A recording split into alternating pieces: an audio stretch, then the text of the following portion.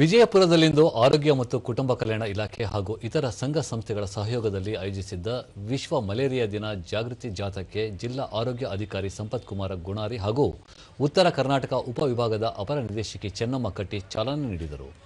ಈ ಸಂದರ್ಭದಲ್ಲಿ ಜಿಲ್ಲಾ ಶಸ್ತ್ರಚಿಕಿತ್ಸಕ ಡಾಕ್ಟರ್ ಶಿವಾನಂದ ಮಾಸ್ತಿಹಳ್ಳಿ, ಜಿಲ್ಲಾ ಮಲೇರಿಯಾ ಅಧಿಕಾರಿ doctor Appa Saheb Inamdar, Sarvodaya small finance bank manager Raghavendra ಸೇರಿದಂತೆ ಆರೋಗ್ಯ ಇಲಾಖೆಯ ಅಧಿಕಾರಿಗಳು, ಆಶಾ ಕಾರ್ಯಕರ್ತೆಯರು, ವಿದ್ಯಾರ್ಥಿಗಳು ಪಾಲ್ಗೊಂಡಿದ್ದರು.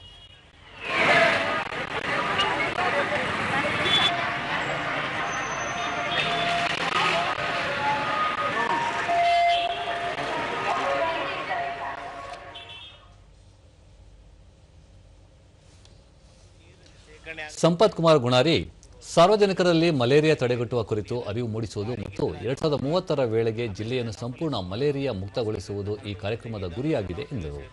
ಇದು ಪ್ರಿವೆನ್ಷನ್ ಈಗ ಎಲ್ಲೆಲ್ಲಿ ಬಾವಿ ಕೆರೆಗಳಲ್ಲಿ ಸುತ್ತಮುತ್ತ ಏನು ಕಂದಕದ ಈಗಾಗಲೇ ಲಾರ್ವಾ ಫಿಶ್ಗಳನ್ನು ಬಿಟ್ಟಿರೋದಾಗಿರುತ್ತದೆ. ಸೊ ಇದರಿಂದ ಮಲೇರಿಯಾನು ಮತ್ತು ಡೆಂಗು ಸಹ ಯಾವುದೇ ರೀತಿ ಈ ವರ್ಷ ನಾವು ಡೆಂಗು ಮೃತ್ಯು ಸಹ ಇರುವುದು. ಈ ರೀತಿ ನಾವು ಮಲೇರಿಯಾ ನಿರ್ಮೂಲನೆ ಎಲ್ಲ ಕ್ರಮಗಳನ್ನು ತೆಗೆದುಕೊಳ್ತಾ ಇದ್ದೇವೆ. ಡಾಕ್ಟರ್ ಚೆನ್ನಮ್ಮ ಕಟ್ಟಿ ನಿಖರವಾದ ಅಗತ್ಯ ಕ್ರಮ ಹಾಗೂ ಸೂಕ್ತ ಚಿಕಿತ್ಸೆ ಪಡೆಯುವುದರಿಂದ ಮಲೇರಿಯಾ ತಡೆಗಟ್ಟಬಹುದು ಎಂದರು. ಈಗಿನ ದಿನಮಾನಗಳಲ್ಲಿ ಲಭ್ಯವಿರುವಂತಹ ಎಲ್ಲ ಉಪಕರಣಗಳನ್ನು ಬಳಸಿಕೊಂಡು ಮತ್ತೆ ಎಲ್ಲ ಜನಸಾಮಾನ್ಯರಿಗೆ ಈ ರೋಗದ ಬಗ್ಗೆ ಮಾಹಿತಿ ಮತ್ತೆ ಇದನ್ನು ತಡೆಗಟ್ಟಲು ತೆಗೆದುಕೊಳ್ಳುವಂತಹ ಕ್ರಮಗಳ ಬಗ್ಗೆ ಇವತ್ತು ಜಾಥಾವನ್ನು ಹಮ್ಮಿಕೊಂಡಿದ್ದೇವೆ.